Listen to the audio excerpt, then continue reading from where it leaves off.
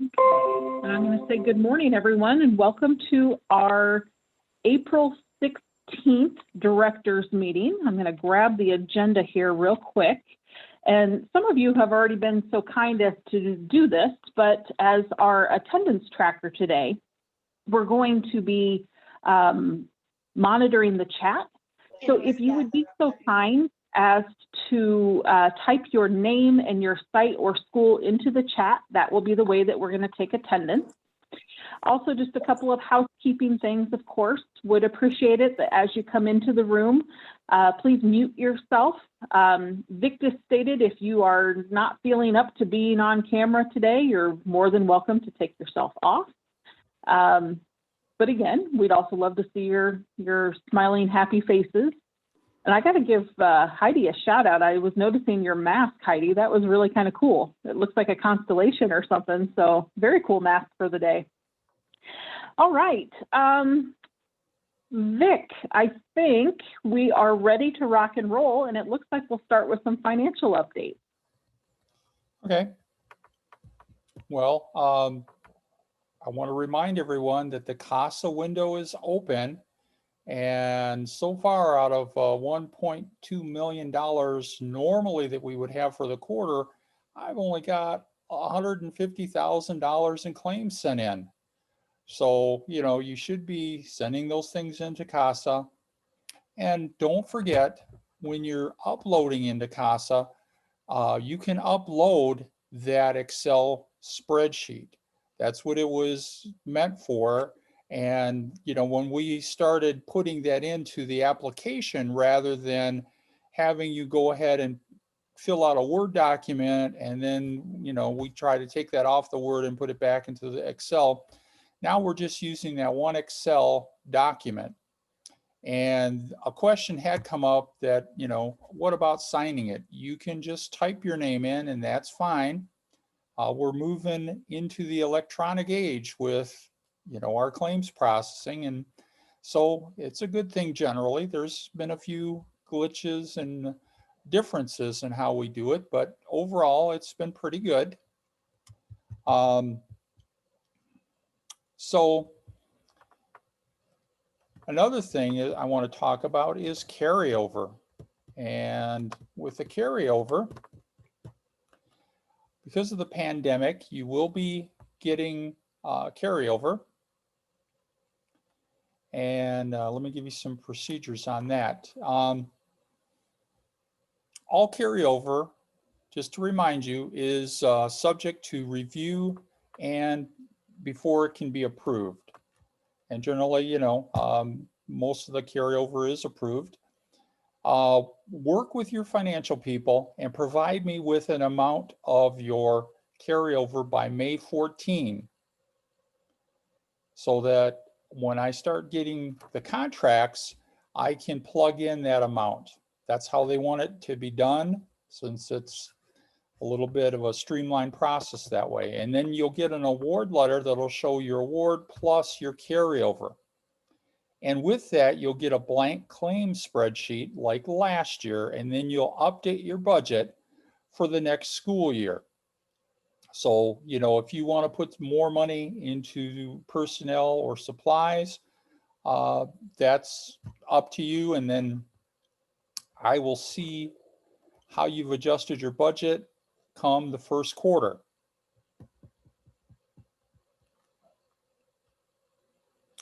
And some of you are still uploading PDFs. Please make the transition into Excel. And there's actually a good reason. Somebody called me and said, you know, Vic, I'm working from home and I don't know what I did with my claim from the last quarter. Can you send it to me? And I says, well, I can send you a PDF.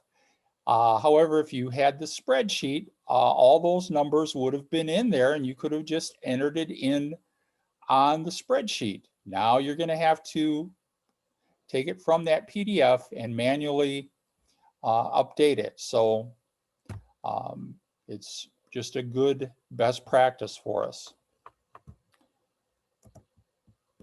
Okay, and let me see what else is next. Oh yeah, and also check your numbers. One of the biggest things that we've had over the last year has been that when I look at the claim and the general ledger, those numbers don't match up, and then it can't be processed. So you want to make sure that your numbers are matching up so that it's reasonably easy for me to look at it and approve it. Keep in mind too that you may get asked questions about your claim, and that's always been there for this program. Only now they want me to type my question into CASA, and I generally will still send you an email on some of it, unless it's just that your numbers don't match. And it's a normal part of monitoring. I just got done last week with the feds monitoring us as a state, and we did very well. We are in excellent financial shape. That means that once again, we will have a competition in the fall, and we're going to have more money in the fall than we had in this last competition. That's a good thing.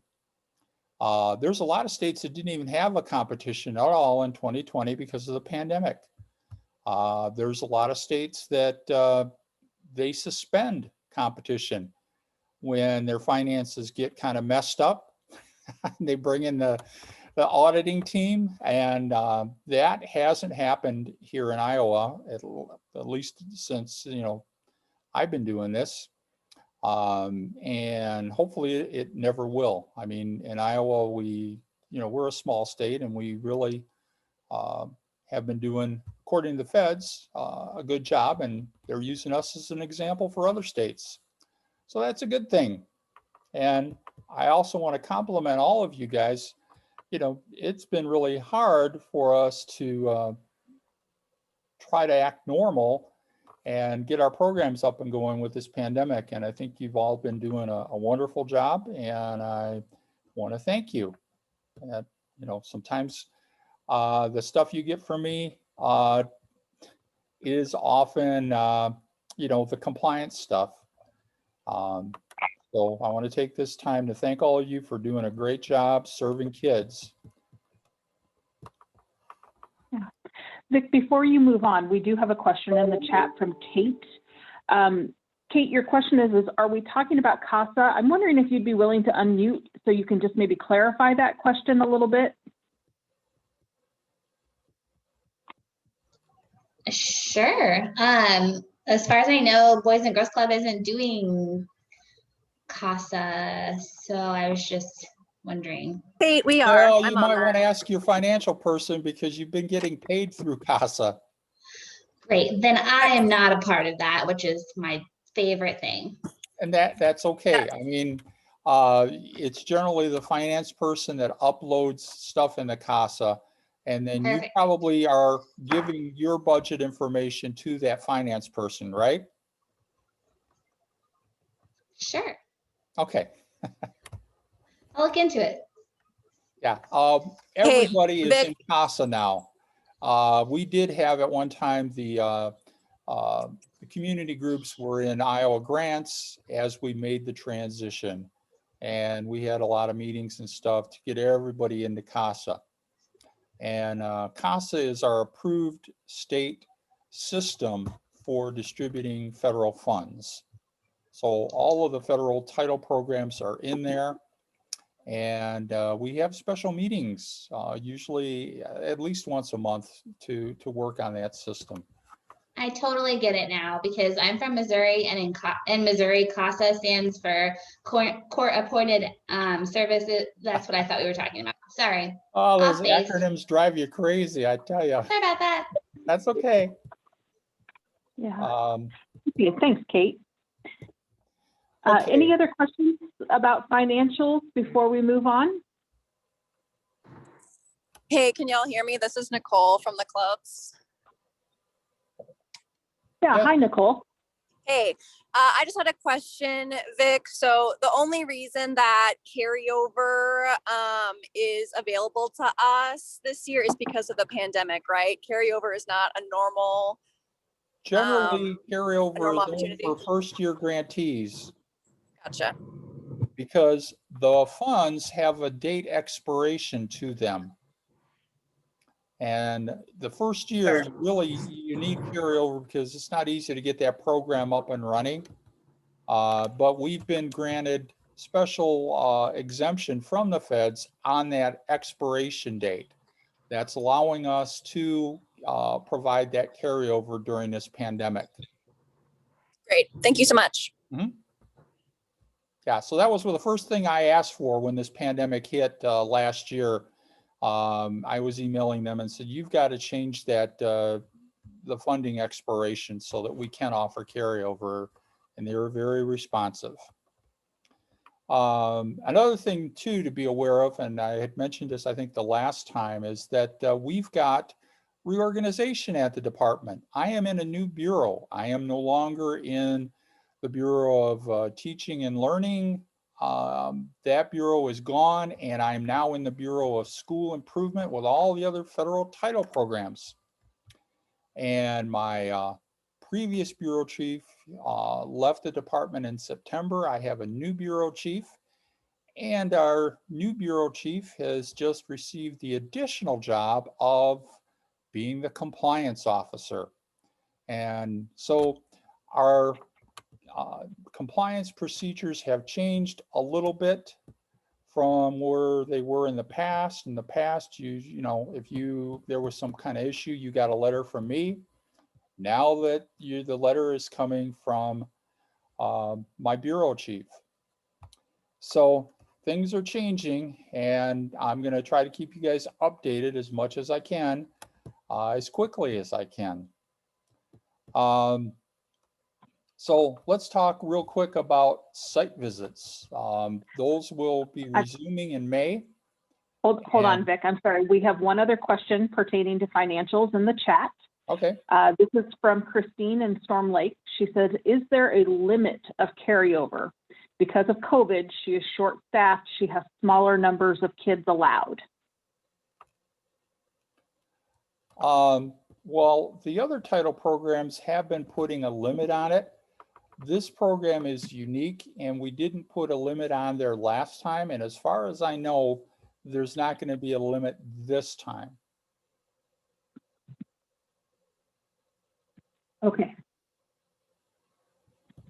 All right. So yeah, the only thing to be aware of is last year, some of you didn't do so well with your estimate, and then you wanted to do an amendment to have additional carryover. That's not going to be possible this year. We had some amendment difficulties. And also, if you are in cohort 11, we are not going to do any carryover. We have to do what is called a no cost date extension. That'll allow you to go from June 30th. You'll start up again. You'll use that money through July, August, and September. And by the end of that first quarter, you'll have to expend all of that money. But normally your grant would end on June 30th.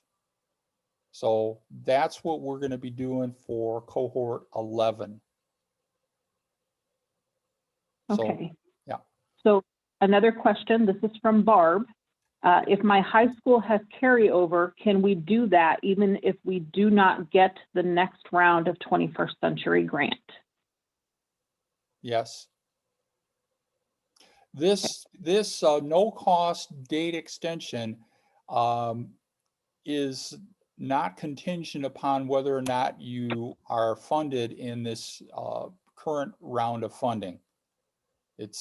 You've got a program now, you didn't spend your money, and you're in cohort 11, you can then ask for that extension. Now, you have to tell me your amount and, send that to me by May 14th. If you do nothing, your grant will just expire. Because unfortunately, I'm overloaded with a lot of work. And, I've got to follow up on some of these major issues. So please pay attention and get that to me by the 14th of May. All right, so Vic, I don't see any other questions in the chat right now, so I do think that we're ready for item number 3, update from the feds and Iowa Department of Education. Well, yeah, like I said, the feds were very happy.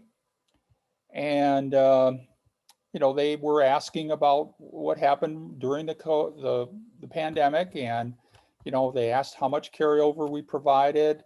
And, you know, they were, you know, going over a lot of the data. So one of the things that from the department, we expect that, you know, we're going to be 100% normal in the fall. Now, anything can happen with this pandemic, so that may change. But we've, in Iowa anyway, we've been doing pretty good. You know, those numbers have been going down. And there's going to be an increased emphasis on the needs of the kids next year, especially in these 3 areas: literacy, because you know there's going to be a huge pandemic achievement gap. Attendance, we're going to be looking for, you know, dramatic increases in attendance based on what I'm seeing now on, you know, the claims. And food insufficiency. And like I said, we've been working with Food and Nutrition to help you guys with some of this paperwork, but that's another funding stream that we can take advantage of to provide kids more nutrition. And, you know, there's a lot of research that says kids without good nutrition don't do well on tests and academics, as well as the kids with good nutrition. So imagine if simply by providing a full meal every day, we could improve that achievement gap. So expect that the next application will be reflecting these changes. Okay. Oh, let me go back to site visits. Site visits are going to start up in May with just virtual, and there'll probably be some site visits in the summer because we have some summer only programs. And then hopefully we can get back to normal in September with, you know, a blend of virtual and on-site visits. And the Iowa After School Alliance will be resuming their visits in the fall, hopefully. And some of you that may have your site visit postponed because of time constraints, and that's okay. My priority for the visits are going to be sites that have some issues. Okay. Dick, do you want to talk a little bit about the federal evaluation for Des Moines and Council Bluffs? Sure. We were approached by the U.S. Department of Ed to participate in a national evaluation, but it's not the same evaluation format that happened last time. And they needed to have some sites that had at least 5 elementary programs. And the 2 places I thought about were Des Moines and then Council Bluffs that, you know, had at least 5 elementary programs. And so they'll be contacted, and there's a social emotional learning component that will be provided at no cost.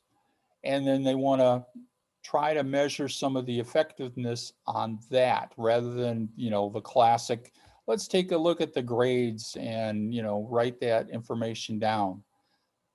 So we'll see how this turns out, but I'm hopeful because it's a little different approach than what they did last time, way back in 2003 or 4, something like that. And that first evaluation was terrible. And I told them that if I were to look at that, I would not have paid those evaluators. I would have made them go back and do it correctly. There was just a lot of problems with it. But anyway, it's a good thing for us to be noticed nationally. because, you know, we are doing a great job here in the state compared with other states. Yeah. Does anybody have any questions about updates from the feds or the Iowa Department of Education before we move on? Feel free to unmute or you can drop those into the chat.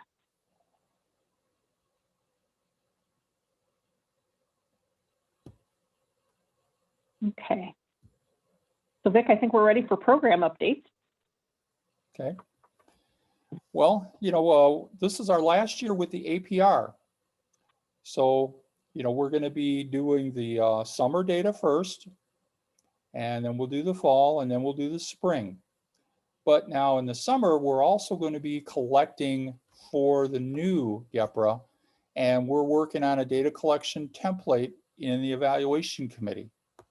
And we're having some ongoing discussions about how to measure those new GEPRA measures. We're going from 14 down to 5, and that's a good thing.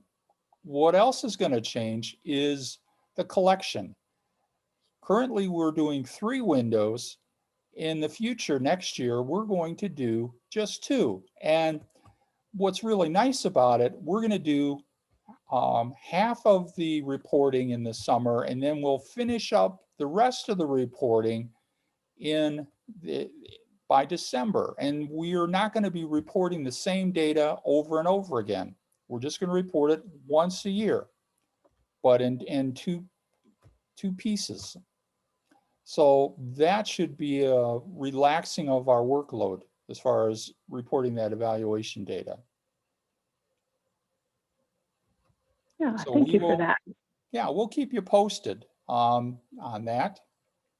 And, you know, it was almost a miracle when we had our last meeting, because the feds had come up with, they wanted attendance measured in hours, and they had like 14 or 15 increments of the hours. And I said, you know, who thought about this? No one discussed this measure with the states. And the person from the Tactile said, oh, that was us. And I said, well, that's way too many. And so they actually, the very next day, they cut it down. So what you will see on those GEPRAs will be the revised one.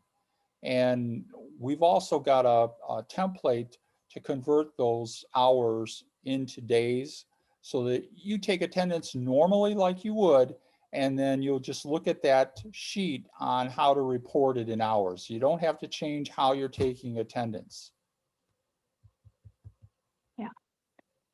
So as we mentioned at the last meeting as well, there will be some training coming for the new way to collect data.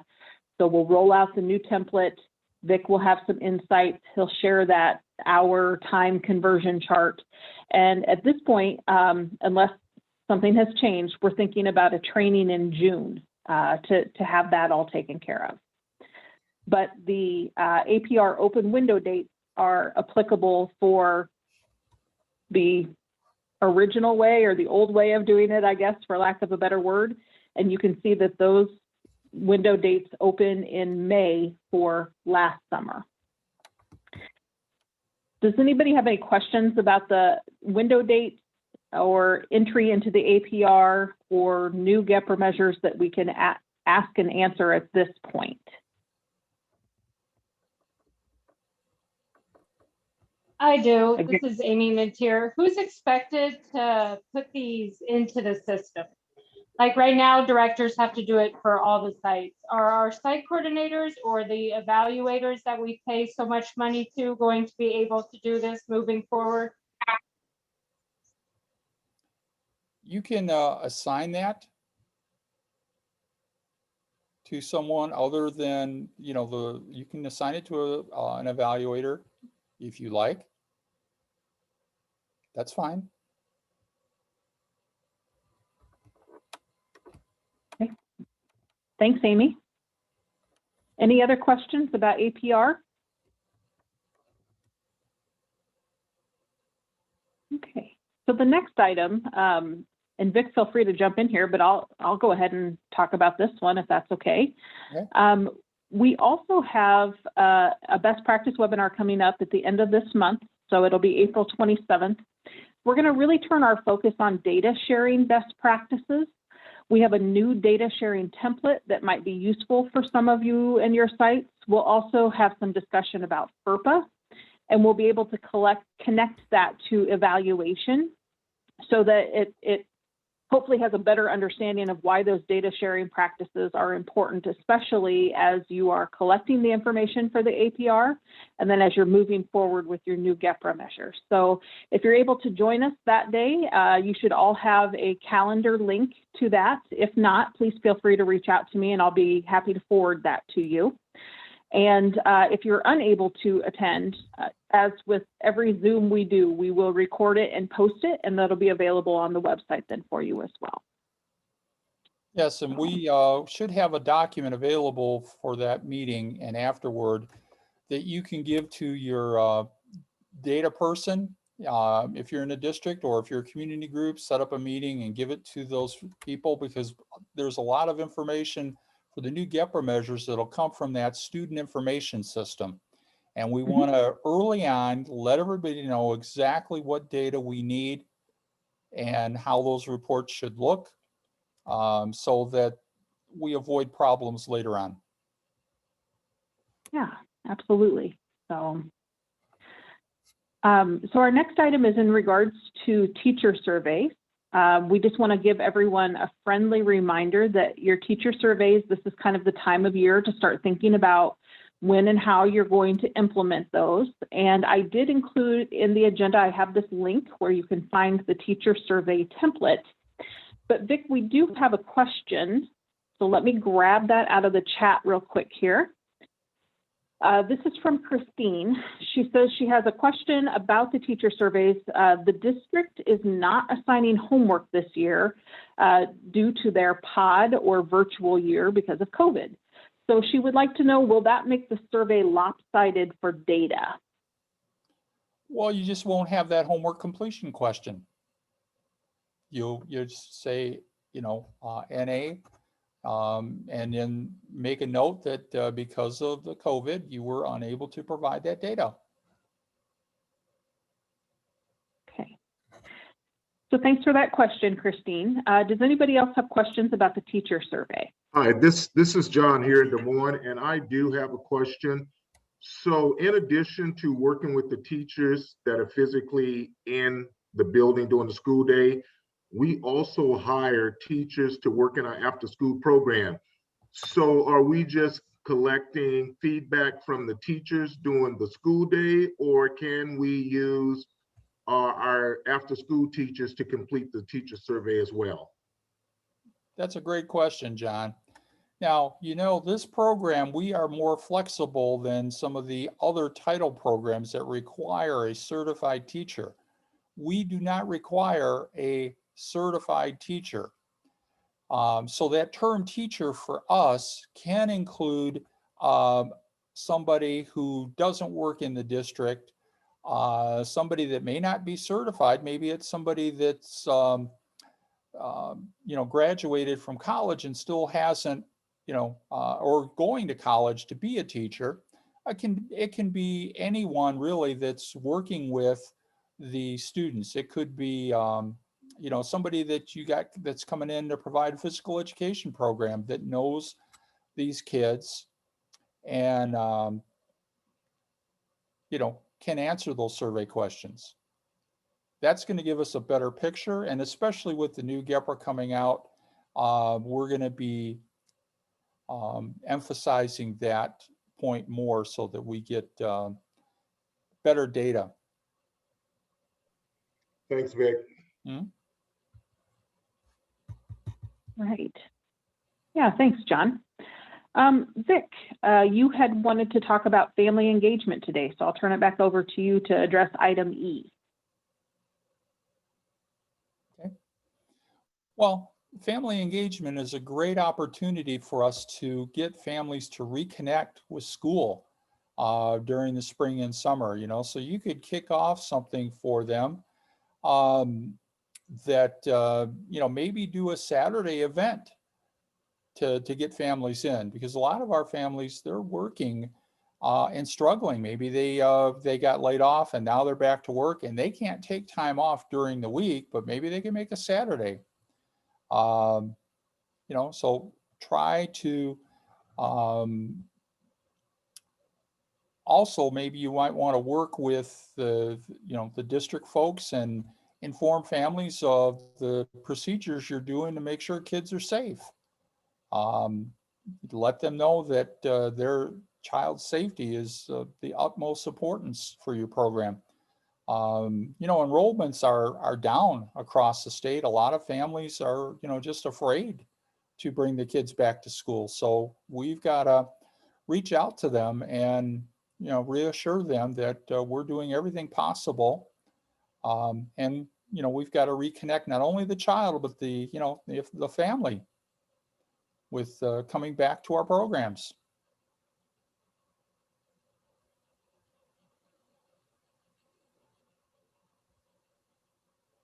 Yeah, thank you. All right, so as always, we'd welcome any questions about family engagement, or if anybody has done anything really fun and inventive and cool, drop that into the chat, because we'd love to be able to share that as well. The last item in this section is site visits, and Vic has already kind of spoken to this, but just as that reminder, department says that starting this spring, site visits are starting to be somewhat possible again, and that the hope or the plan is to go back to 100% normal, whatever our new normal will be, in the fall of 2021. So, and then again, Vic referenced the fact that compliance issues will be addressed first, and then scheduling for those other site visits will happen or may be excused, and that the Iowa After School Alliance will start up our best practice site visits also next fall. So hopefully I'll get to see some of you in person next fall. Any questions over program updates in general before we move on?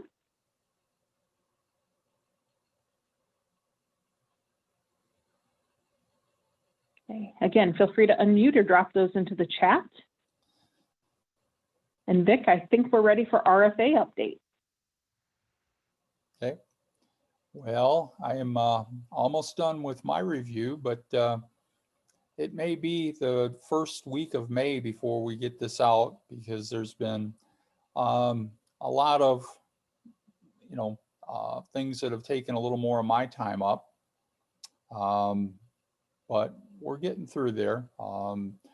You may not be aware that we got another grant this year. So we got a $2.2 million grant from the feds, and it's only for after school programs that have a high school component. So we've got 3 sites in Iowa and 4 high schools, and we're working on that as well. So it's been a busy year, but it's always good to have a little more money.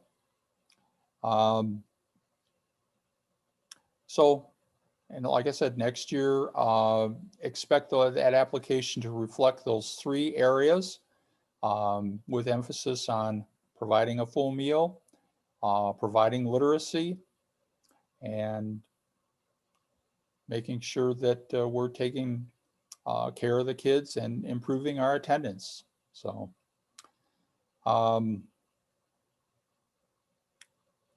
any questions? Okay. Again, I just want to point out here that once the new grantees for this year are announced, we'll do a quick survey of you, which is just simply to say, we'll find a date and a time in June to do that required new grantee meeting. That's something that we do every single year. So we'll look to that as well. So any questions about the RFA today?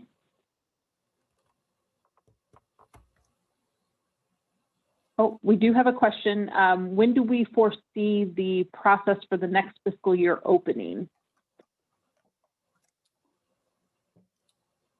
Well, we've kept it pretty consistent over the last few years. opening up at the beginning of September and then closing mid-December, which is the longest application period of any state. A lot of them try to do, 60, even 30 days. I've seen some of them. Michigan has an application. They didn't spend money. They didn't have an application in 2020, and now they've got a lot of money that they might have to send back, and they're doing a summer application that starts in May for this June. So it comes out in April. It's got to be in May.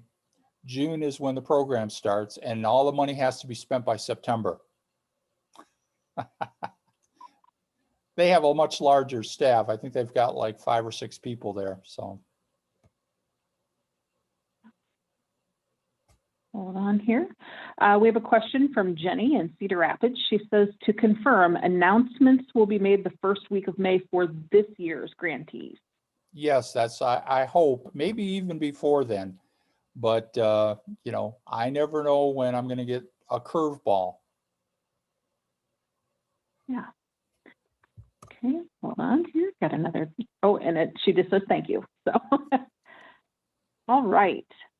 So unless there are any other questions, I think we can go ahead and move on to updates from the Iowa After School Alliance. So apologies for the typo in the agenda that I sent. Again, just want to remind you about the April 27th Best Practice webinar. That again will be on data sharing practices. So look forward to that. And again, if you are unable to, attend that, we will be recording it. I also want to put in a reminder to you that we will be holding our summer workshop on June 8th. And we just had a question pop up into the chat regarding this. If you attended the March 30th workshop, do you need to attend the June 8th workshop? And the answer, I believe, and Vic, grab me here if I'm wrong, is no, except that you will want to pay attention to the agenda because there may be portions of the June 8th summer workshop that might be really interesting to you. So even if you want to log on for that specific amount of time, that could be beneficial to you or your program. Vic, what would you add to that? That's correct. We've always said that you only need to do one workshop because we used to do one on the eastern part of the state and one on the western, but with virtual, you can attend them both, but you don't have to. However, let me say this, we are trying to get a session on social emotional learning for that second workshop. So if you're interested in that, you may want to attend even though you may not have to. Yeah. And the other thing I just generally point out is previously when we were doing these workshops in person, which of course used to be called institutes, the content for the Council Bluffs offering was actually very similar to what we offered in Dubuque roughly a month later. So if you could not attend the Council Bluffs session, you could attend the Dubuque session and have it be very similar content. This year, with the virtual approach, they're going to be a little bit different, of course, because again, we had nearly 70 of you on the March 30th workshop call, and thank you so much for that. But I know that was a bit of a long day to be connected to your computer like that all day, but I really hope that you found those presentations to be beneficial, and judging from the survey results, you did. We will be releasing the agenda for the June 8th workshop within the next, say, maybe 2 to 3 weeks. Once we get some of our presenters a little more shored up, we'll get that sent out. And again, we would love to have you for the full day, but if you are unable to join for the full day, you can go ahead and take a look at that agenda and decide, you'd like to attend this particular session or, pop in and out as you need to. So, yeah, Barb goes on to say in the comment box here in the chat box that they have summer programming that day. She's not sure she can make both. And again, Barb, we completely understand. We were hoping that by holding it that week, that some programs would maybe be taking a break between the school year and then having that week to prepare for summer, which is kind of why we tentatively chose that date. Again, the other thing that I would share is that these will be recorded and they will be posted to the website. So you could always go back and access the recording if you wanted to do it that way as well. Of course, I personally don't always think that's as good as in person, but sometimes you have to do what you have to do there. So thank you so much for that. The third item as an update is we just want to remind people once again that we're always seeking nominations for that A+ for after school. And I believe Emily just dropped that link. Yep, she sure did. So Emily just dropped that link into the chat. Please consider nominating people or aspects of your after school program or before school program, if that's it, or summer as we move forward into the future. We just really like to highlight those individual sessions within our social media and newsletters and things of that nature. It's just a really nice way that we can call some people out.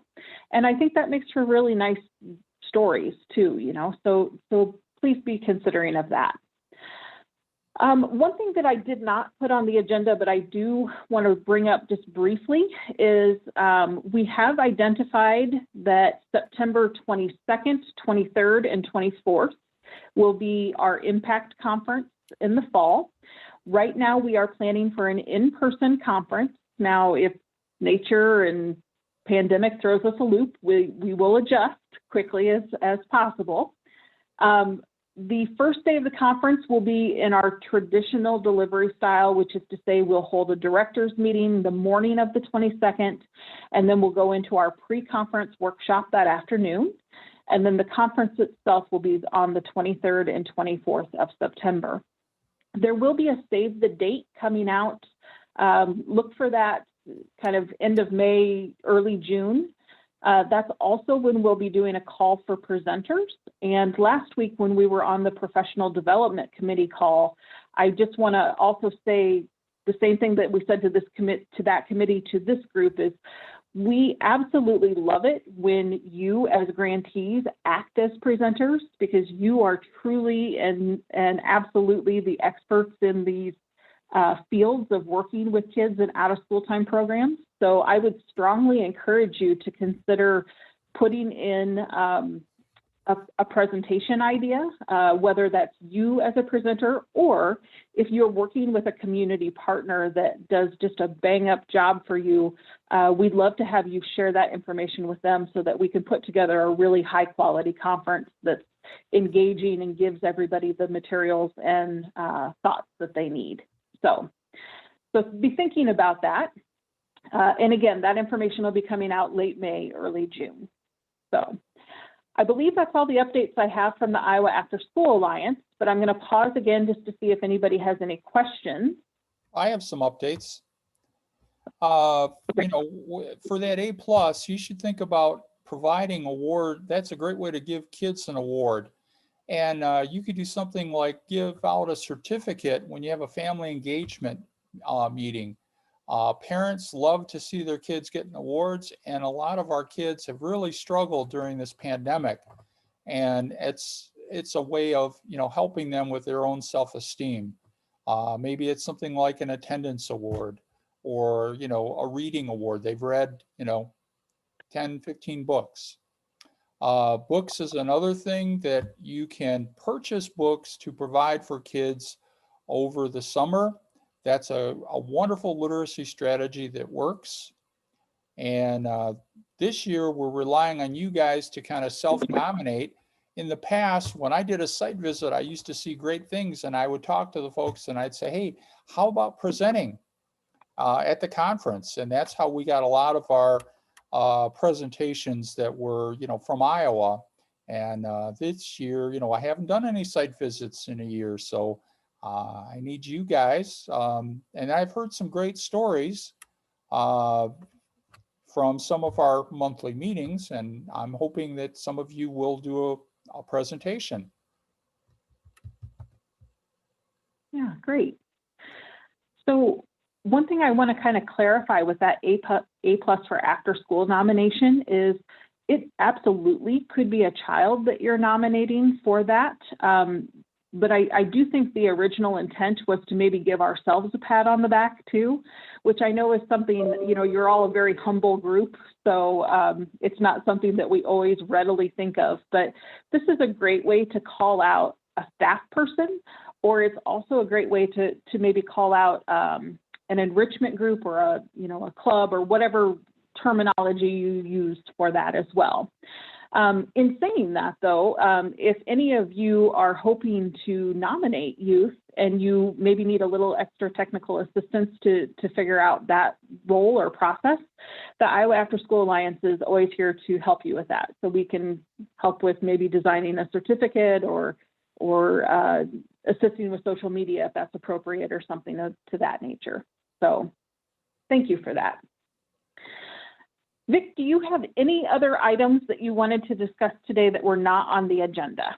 Well, one more thing, when we're thinking about awards, don't forget that we have awards for that annual conference.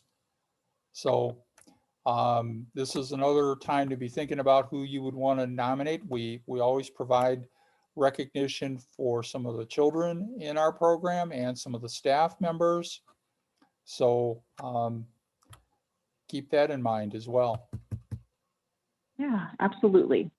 And again, those windows for those nominations will be open sometime in June. So look for those as well. All right. So the last item on the agenda is just our regular reminder that all of our directors' meetings are recorded. They can be found on that link. So feel free to access that at any time. And I guess, you know, maybe I'll get a little bit better at scheduling time for these, because last time we went over so much when we scheduled an hour, and this time we're only at 45 minutes. So we need to maybe do a little bit better job of that internally there, Vic. But it's hard to tell, because a lot of times we have more questions. And if we have more questions, that's unanticipated. And I think John has a question. Yeah. Thank you, John. So, yeah, so not so much a question, but I know we normally save a little time for program updates. And so before I get into that, I just want to find out if I didn't see that on the agenda, but is that something we're going to be able to do? Because we do have some good things that we want to share that's coming up for summer here. Absolutely. Yeah. Let's have some time for sharing. And thanks for reminding us about that. That's always been a good thing for our meetings. Yeah. Okay. So go ahead, John, please share your good news. Okay, so first of all, here with Des Moines Public School, they are offering 2 sessions of summer school because there's been a lot of learning loss. So there's going to be 2 separate sessions, and it's going to include elementary through high school. Which is really going to work well for us and maybe some other organizations. But we are, since we do programming with our grades 3, 4, 5 through the Edmonds building, we are going to be working in close proximity with them. There's going to be a select group of students that they reach out to parents.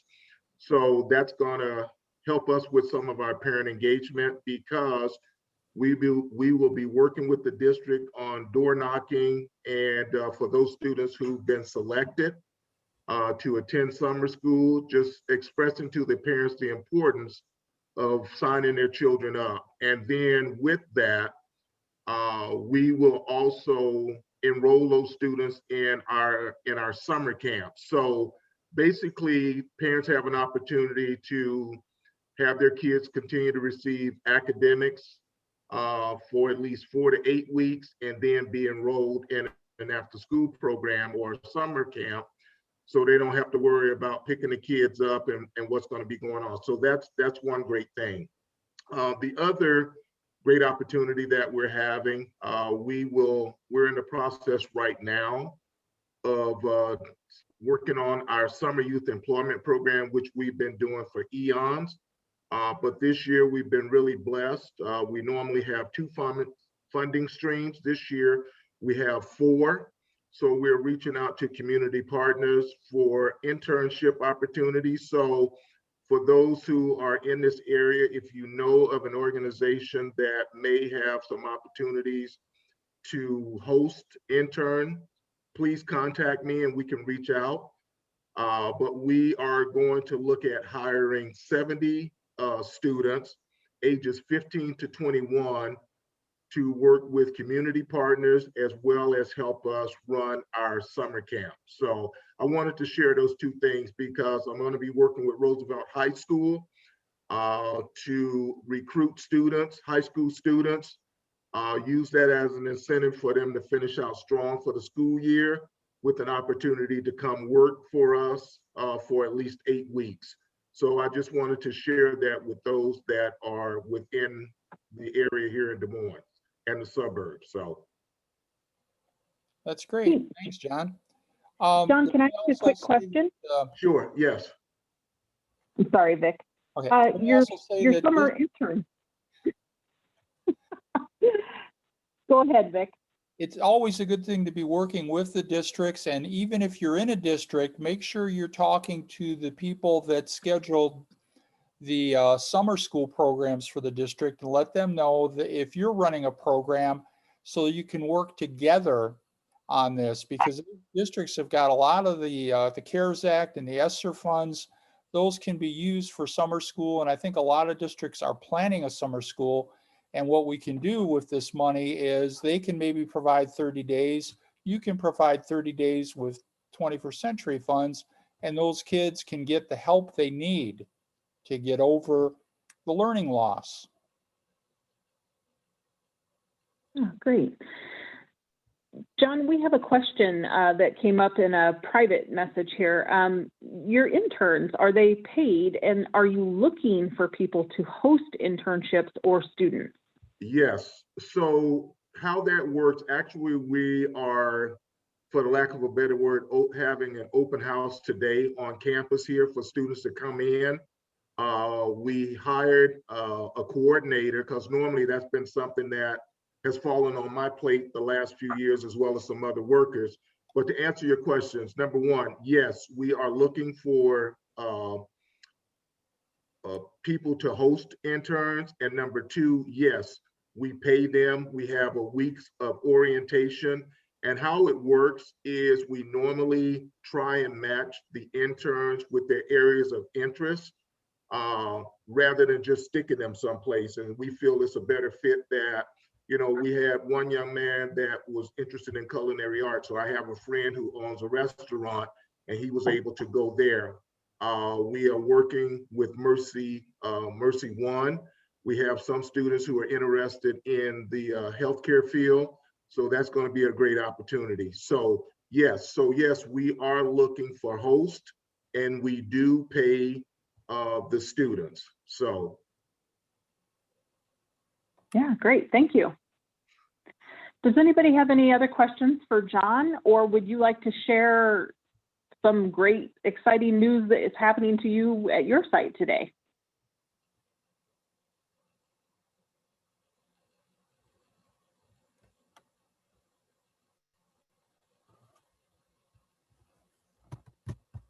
Okay. All right. Well, if there are no further comments, or unless anybody has questions, I think we can probably go ahead and wrap up our meeting for the day. Want to thank everybody again for your time. Don't hesitate to reach out to Vic with specific questions that you have, particularly around those financials. Make sure you make note of that May 14th carryover day, of course. And if there's anything from a logistical support that the Iowa After School Alliance can do for you, you know how to get a hold of us. And we look forward to working with you, of course. So with that being said, I'll go ahead and stop the recording